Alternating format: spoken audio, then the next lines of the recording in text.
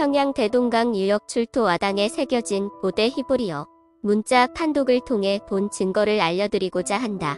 한국의 고대 유물 중 특히 고대 와당 종류의 BC 450년경에 이미 사라지고 없는 고대 히브리어가 적혀 있다는 것은 솔직히 납득이 어려웠었다. 이미 2400여 년 전에 없어진 문자, 문화가 대륙의 반대쪽에서 사용되었다는 사실은 경이 할 만한 역사이다. 현재 보존되고 있는 고대 한국 와당에 엄연히 고대 히브리어가 적혀 있다. 그것도 원형 그대로 글자의 내용은 대단히 종교적인 동시에 암시적이며 교훈적이다. 그렇다면 한국 민족이 이스라엘 후예라는 사실을 알아보도록 하자. 외모와 골상이 같다. 노아의 세 아들 중 황인종의 조상인 셈의 후손이다. 창세기 9장 25절 이스라엘의 조상 아브라함은 갈대아 우르에서 이스라엘에 왔다고 기록되어 있다. 머리카락이 검고 키가 작았다. 민수기 13장 33절 서구 유태인들은 백인들과 혼혈이 되어 백인과 같은 모습이 되었지만 고대 이스라엘인들은 우리 선조와 같이 키가 작고 머리가 검었다. 골상이 똑같다. 1950년 미군으로 한국에 와서 거주한 인류학 박사가 2년 반 동안 무덤의 유골을 조사한 결과 유대 민족과 우리 민족의 골상이 똑같다고 발표하였고 이러한 사실이 동아일보에 보도되었으며 동아백과 사전에도 기록되어 있다. 머리가 가장 좋다.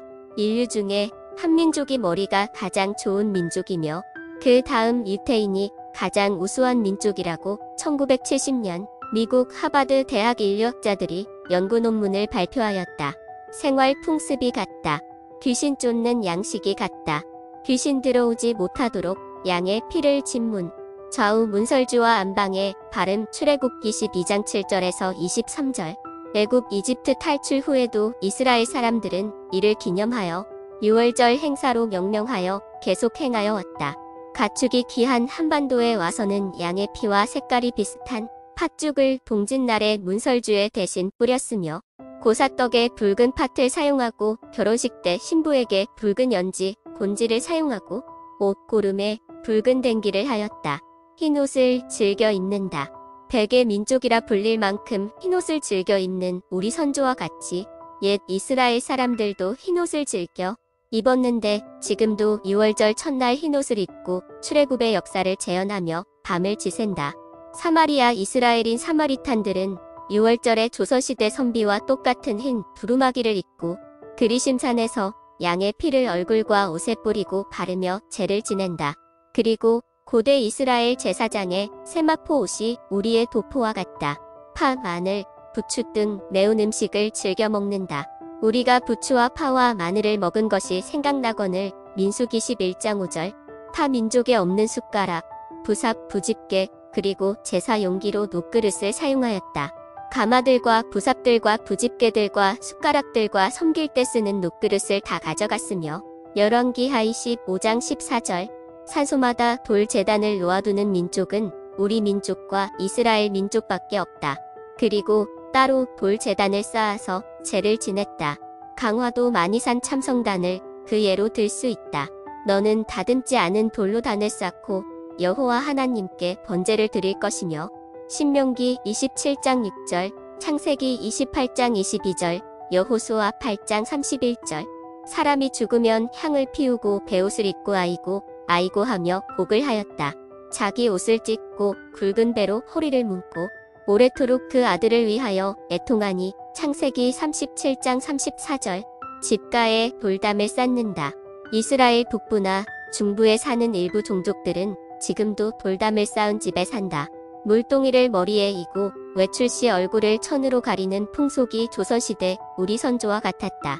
이스라엘 내에서 유목, 천막 생활을 하는 베드윈족은 지금도 고대 유대의 남녀 유별과 남존 여비 사상의 전통과 풍습에 따라 부인이 아들을 낳지 못하면 첩을 두거나 이혼할 수 있게 하며 처녀들이 긴 머리를 하고 있다가 결혼하면 머리를 틀어 위에 얹으며 물동이를 머리에 이고 다니고 외출 시 얼굴을 천으로 가리고 다닌다.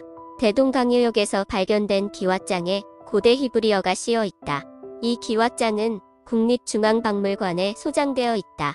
우리 한민족이 이스라엘 민족 중 단지 파라는 증거는 문화적 측면에서 매우 공통점이 많은 것을 들 수 있다. 한민족은 이스라엘 민족이다. 그 결정적 증거는 대동강변에서 출토된 와당 즉 기와이다. BC 1세기경에 사용된 고대 히브리어 인류문화 고고학회 기자가 이스라엘에 직접 방문. 바이릴런 유니버시티 바하일란 대학교 고대 성경 히브리어 전문가 디디 그린스타인 교수로부터 대동강변에 출토된 와당의 문양이 고대 히브리어라는 확인을 받고 돌아왔다. 제520호 승리신문 2008년 5월 15일에 게재되어 있다. 동지와 유월절, 제천 행사와 장례, 정도령 사상 책 저자 서보목, 해인 출판을 참조하면 된다. 고 유기천 박사 전 서울대 총장, 세계적 형법학자 저명한 형법학자 유 박사가 우리 민족이 이스라엘 민족의 가능성이 있다고 세계혁명에서 주장하였다. 유 박사는 한국과 이스라엘의 문화와 언어 사이에 나타난 광범위한 공통점 29가지 사례를 기록하였다. 일제시대 고정록 선생의 주장을 들어보자. 단군지석에도 히브리어 문자 기록이 사실로 1911년경 일본인들이 백두산에서 나무를 벌목하다가 무슨 글이 써있는 지석을 발견. 당시 의주 천주교당에 와 있었던 프랑스인 천주교 신부가 그 지석의 글을 판독하였다. 히브리 문자의 내용은 단군지석인데 판독해보니 제자견대는 약 3000년 전에 만들어진 것이라고 진술하였다. 압록강 건너 안동현의 천주교 신부도 와서 보고 히브리 문자로 기록한 단군지석이 분명하다고 말을 했다. 우지 마누르 대사, 그는 한국이 이스라엘과 많이 닮았다고 한다. 이런 얘기를 들은 적이 있어요. 이스라엘은 고대 왕국 시절 12개 부족으로 구성되어 있었습니다. 나중에 이민족의 침략을 받아 유럽, 아시아, 아프리카 등 사방으로 흩어졌지요. 그런데 지금까지 단 하나의 부족만 어디로 이동했는지가 미스터리예요. 그 사라진 부족의 성이 단인데 고조선의 시조가 단군 아닙니까? 재미있죠? 2005년 7월 31일 조선일보에 게재되었습니다. 이러한 사실은 야곱의 5째 아들인 단지파라는 사실을 입증하는 것이 되며 단이란 글자 밑에다 임금 군자 하나를 더 붙여서 단군이라고 부른 것이다. 우리나라 민족이 이스라엘 민족과 같은 혈통인 사실은 생활 풍속이 같고 제사법이 같고 언어상으로도 에미 즉 엄마이며 에비 즉 아빠라는 등의 같은 뜻의 말이 있는 것으로도 알 수 있다. 승리재단의 구세주 정도령 미륵부처님이신 조희성님은 1981년부터 이미 벌써 한민족의 뿌리가 이스라엘 민족이라고 밝히고 있다. 성경 사사기에 나오는 12지파 중 사라진 단지파가 바로 우리 한민족이라는 사실을 최초로 구세주 조희성님이 밝히셨다.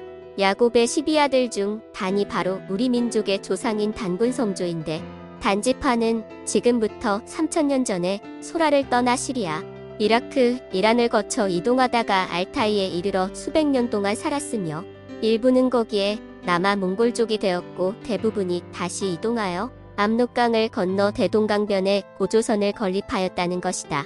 고조선을 설립하고 1000년이 넘도록 살다가 고구려, 신라, 백제, 세 나라로 갈라져서 살게 된 것이다. 우리나라가 옛날부터 아주 강한 나라입니다. 중국 나라 3분지 2가 고구려 나라였습니다. 그리고 일본 나라가 백제의 식민지 국가였으므로 백제가 망하면서 백제의 사람들이 배를 타고 일본 나라로 건너갔습니다.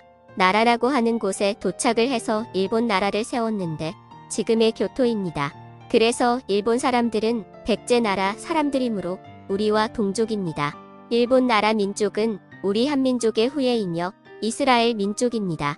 한민족은 구세주가 출현할 천손민족 이스라엘 민족입니다.